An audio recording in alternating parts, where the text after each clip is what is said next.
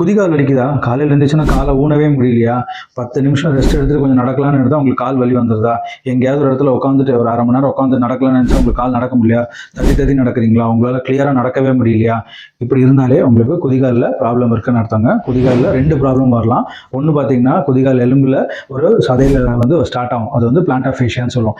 அந்த சதையில் இந்த ப்ராப்ளம் வந்துச்சு, வீக்கம் வந்தது, ரணம் வந்ததுன்னா இந்த மாதிரி குதிகால் வலி வரலாம். அதே நீங்கள் ஒழுங்காக அட்ரஸ் பண்ணாமல் அது ரொம்ப நாளாக நீங்கள் ட்ரீட்மெண்ட் பண்ணாமல் விட்டுட்டிங்கன்னா அது வந்து உங்களோட அந்த சதை இழுவைத்தன்மை ஜாஸ்தியாகி அது கால்கேனியல் ஸ்பர்ன்னு சொல்கிற உங்களோட டெபாசிட், உங்களோட போனி டெபாசிட் மாதிரி வர்றதுக்கான ஃபார்மேஷன் வரலாம். ஆனால் அது போனி டெபாசிட்டான்னு கேட்டிங்கன்னா கிடையாது. அந்த எலும்போட தன்மையில் வேரியேஷன் காட்ட ஆரம்பிச்சிடும். ஸோ இந்த 2 ப்ராப்ளம் தான் இருக்கும். இதை ஈஸியாக செக் பண்ணிடலாம். ஒரு எக்ஸ்ரே எடுத்திங்கன்னா ரோஜா முள் மாதிரி வளர்ந்துருந்ததுன்னா நான் 2வது சொன்ன எலும்பு தன்மையில் வித்தியாசங்கள் இருக்கலாம். இதே ரோஜா முள்ள ஃபார்ம் ஆகல, வெறும் இது மட்டும்தான் இருக்குது, வீக்கம் மட்டும்தான் இருக்குன்னா குதிகால் எலும்பு நார்மலாகவே தெரியும். ஸோ இந்த 2 ப்ராப்ளம் கண்டுபிடிச்சாச்சு.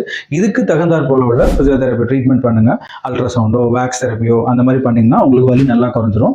அதே வந்து ஃபுட்வேர் கரெக்ஷன் கம்பல்சரி பண்ணணும். ஏன்னா உங்கள் செப்பல் தான் உங்களோட பாதத்தோட 2வது கால். அதை நீங்கள் கரெக்ஷன் பண்ணணும். அந்த செப்பலை கரெக்ஷன் பண்ணிங்கன்னா இந்த ப்ராப்ளம் வந்து சால்வ் ஆகிடும். இதுக்காக எருக்காலையை போட்டு நீங்கள் நிற்கிறேன் அது வலி சரியாயிடுன்னு நினச்சிங்கன்னா அதெல்லாம் இப்போதைக்கு சரியாகுது. ஏன்னா நம்மளோட பாதம் வந்து ரொம்ப டஃப் ஏரியாவில் நம்ம நடக்க ஆரம்பிச்சிட்டோம். ஸோ அதனால இதை ஞாபகம் வச்சு பண்ணுங்கள். குதிகால் வலி இருக்கவங்களுக்கு இதை ஷேர் பண்ணுங்கள். அது அவங்களுக்கு பெனிஃபிட்டாக இருக்கும்.